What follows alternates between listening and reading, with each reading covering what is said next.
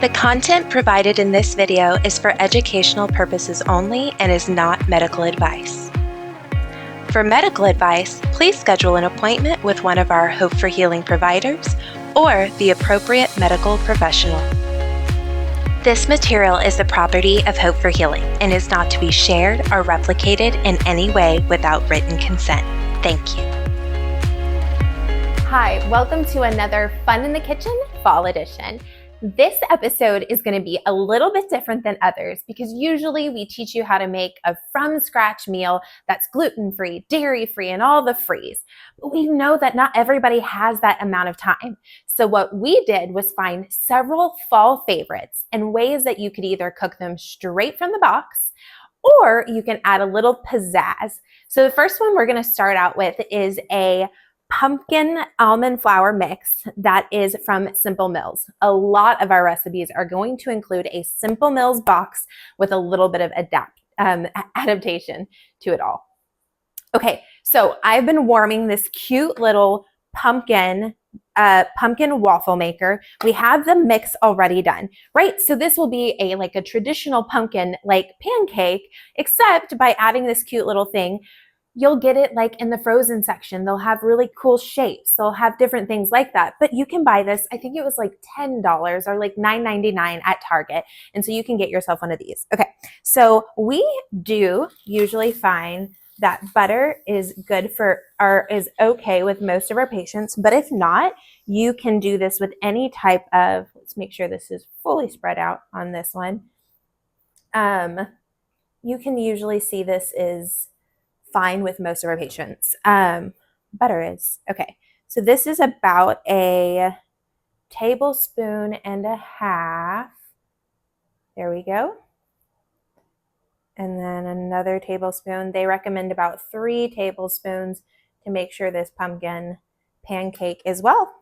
Okay, so we're gonna set this up, let it sit, and you'll see the pumpkin pancake shortly. So this is only in there for maybe a minute or so, and then you just kind of scoop it up. And then you see this cute little pumpkin pancake. So we're gonna make a few of these, and then we'll tell you a different couple ways that you can dress up your pumpkins. Okay, so now that I have made a few pancakes, let me show you the ways that we've dressed them up. For some of us, we just like plain pumpkin pancakes, and that is totally fine. This is the way that I would do it if I were going to freeze the pancakes and put them in the toaster, just like you would make like toaster waffles. Then next, you can put some butter on them, whether that is inflammatory or not. That is something that you can talk to your provider about. If butter is something that you don't want to use in this mix, it says that you can add oil. So sometimes we replace that oil with butter. You can also use coconut oil as well as avocado oil. Coconut oil will leave that taste of coconutty, but avocado has a tendency to be able to be masked a little bit easier. The middle pumpkin, you can kind of see that we have added chocolate chips, so chocolate chip pumpkin pancakes. This end one, we've drizzled a little maple syrup on it. And last but certainly not least, we have the pumpkin where we have the maple meringue on top of it. The maple meringue is full of egg whites, salt, and maple syrup. It is an easy but delicious treat.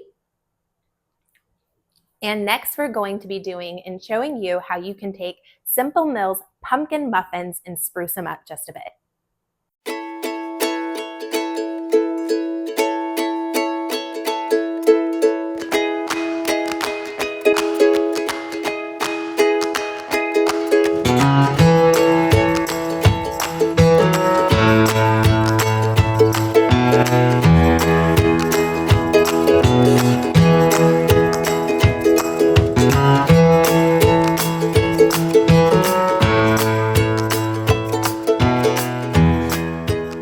So not only are these going to be pumpkin muffins, they are pumpkin mini muffins. So whether you're going to your kids' classroom to deliver a fun, delicious treat, we know that these will be a success. So we use the Simple Mills pumpkin muffin mix, but we used it with mini muffins. So mini muffins, what you're going to know also, a couple of notes, is that you're going to have to decrease the time. You're going to either use, and again, you'll see all of the ingredients here. It says eggs, water, and oil. Just so you know, every time we do water, we use a nut milk, but that is, again, personal preference over what whatever you desire. And then again, you can use the oil, coconut oil, avocado oil, and of course, sometimes we use butter. Okay, so you can make it just as it is and leave them out, and they are still cute, wonderful, and delicious. But we thought to add a kind of like a mix between homemade and a fun addition. We have again the maple meringue that you heard at the beginning, and you'll have gotten the recipe there. You can either just take this and either have it for people to dollop. You can dollop it. You would definitely need to do this like live and really last minute because again, meringue eventually does lose its foam, and so you can easily have it something like that, or have it where people can add it. Or we have melted down some dairy-free chocolate, and you can either dunk it in, let it swirl and set it in. Ooh. Let it swirl and then set it. And again, you'll see a fun little way of doing it. Or you can dunk, swirl, set, and then a dollop of meringue. Or you can just take your fork in, get it to a drizzle state. I'm going to hold it for this one. And then drizzle. And again, you probably wouldn't be doing this drizzle on the dish you were going to serve them in because that can get kind of messy. But then you'll have this kind of zigzag shape. And so we used a dairy-free chocolate to have this cute little zigzaggy muffins, and then you can lay them out for everyone to enjoy.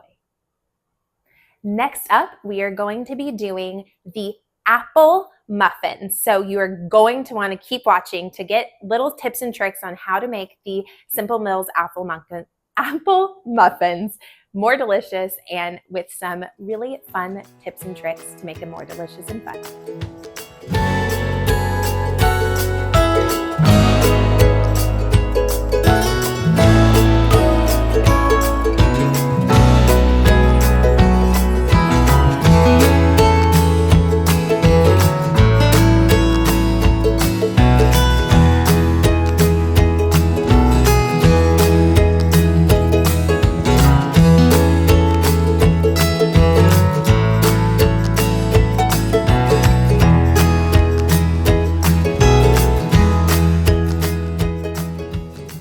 So next up, like I said, apple muffins, but these are apple cinnamon muffins. We decided to do full-size muffin this time, and a couple of things that we did a little bit different for this one is that one of the options they have here is adding apples to the mix.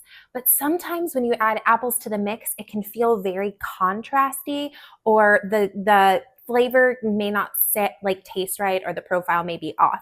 So what we did was we actually macerated these apples in a little bit of lemon juice and maple syrup, and we let them sit for several hours before adding them to the mixture. So 10 out of 10 would I recommend. Okay.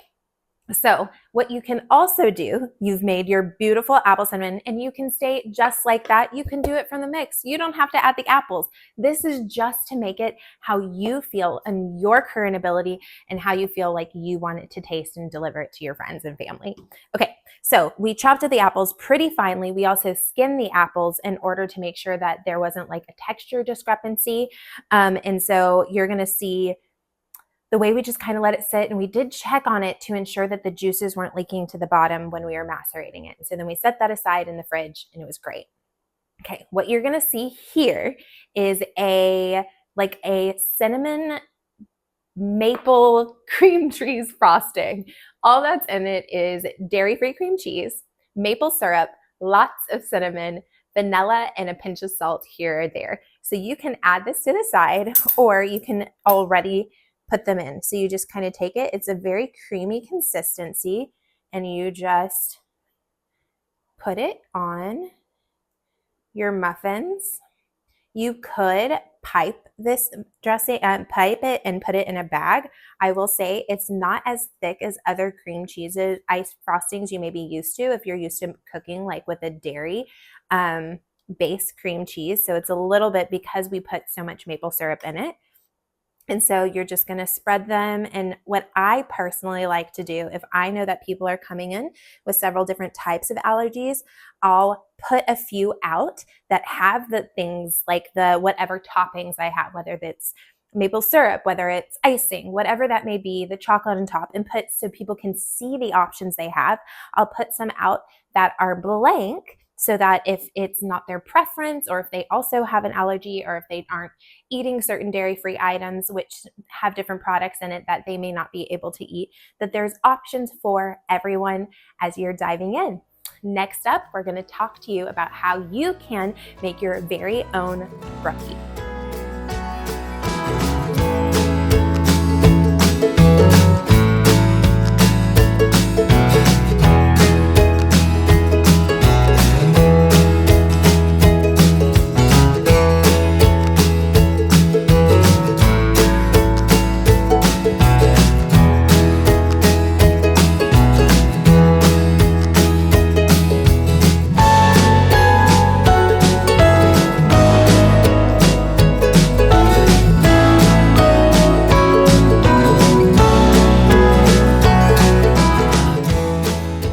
Okay, so when it comes to the brookie, this is probably the most straightforward yet most intensive of all the recipes. So what you're going to see in some of the footage that we're going to show you is we definitely used a 9x13 pan, and in the future I would recommend a 9x9 pan. That'll just make everything be a little bit easier to spread, as well as we actually only used one box of the almond cookie mix, and we definitely would have used 2 boxes. Hindsight is 2020. I just wanted to make sure you had those tips just in case you were following exactly what we did. But okay, so the main thing about this that you have to remember, which makes the easiest part, is that the brownies, you are just following the recipe as follows. And again, you can choose your water base or your almond milk or your nut milk base. And you can choose whether you use butter or oil. And so you mix that up and you throw that in the oven for about half the time that it was going to be cooked. So we would say about 7 minutes is what we tried. But again, if you're going to be doing it in the 9x9, you may need it a little bit more. The biggest thing you're looking for is that the batter isn't soupy, right? Because we're going to want to be able to spread on the cookie mix as easy as possible. So while that's in the oven, this cookie mix was actually surprisingly easy to get to dough. So you could literally be doing this while the while the brownie mix is cooking. So you mix it together. And again, like I said, we would probably have made 2 batters, so it would have been a little bit easier spread. But what you can tell, and if you've ever had brookies before, it is when we came up with this recipe, it was one of those things like, can we make it taste as good? And guys, this is literally gooey, chocolatey, and just this amazing little treat. And I feel like, again, what we want to do with these videos is first and foremost for you to understand you can eat gluten and dairy-free and still have a great, enjoyable life with all the different flavors and treats that you want. And again, sugar in moderation, but you can have these options in the fall with your friends and not feel like you're missing out. And another thing is that our coaches are here to talk to you and give you different options and to be able to walk you through how to live this lifestyle, even though it can feel very limiting. But like I said, it was a fun and easy treat. The next thing, we're going to end with a pumpkin recipe. We wanted to give you all a break, but I mean, it's fall, guys, so pumpkin. We're going to show you how you can take something as simple as Sweet Lauren's cookies and turn it into fun fall cookie cutter shapes.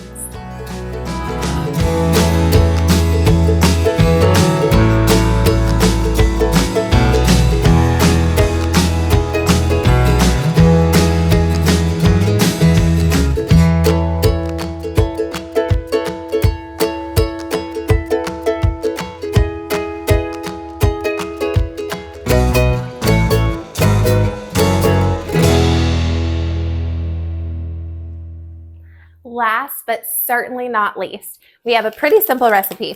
Why? Because you do not have to cook or do anything in order to get these done. What we do is we just take these out for quite some time, again, until it's room temperature. So once you get them room temperature, you're gonna lay out a cutting board or some sort of surface, or you can just put out parchment paper, or if you don't care if your counters get dirty, you can throw it on your counters. Some gluten-free flour and of any kind. I used a combination baking flour that I had in the pantry already. Throw it on there and then kind of combine all of this together and then smush it and then have it rolled out. And then you can use some cookie cutter shapes. And as you're using these cookie cutter shapes, you just kind of form, press, and then peel. The way I like doing it is like peeling it around and then putting it to the side, pulling them, putting them on the tray, and then doing the same thing all over again is putting the dough together, rolling it out, cookie cutter shapes, and done. You'll see they make these cute little leaves. We have some pumpkins and some acorns. These ones worked really well. What I would suggest as a tip that we might not have done as well as we would is that they do expand a little. So I would definitely make sure, like other cookies that you would make, have a little bit more breathing room. And if all of that feels too much and you're like, no, you're just going extra, they still make really good treats of you just putting it together and then slapping them on, and then they have a really cute pumpkin spice cookie. Well, as you can see, we have so many different amazing fall options that are mostly dairy-free and 100% gluten-free. You can choose and decide however you like, but eating gluten and dairy-free doesn't have to be a death sentence. It can be fun, it can be exciting. And if you are looking for more inspiration, definitely have a welcome call with our people or set up a coaching so we can help you and your family get on their lifestyle modifications that they are so striving to be. And again, maybe you'll find your new favorite recipe.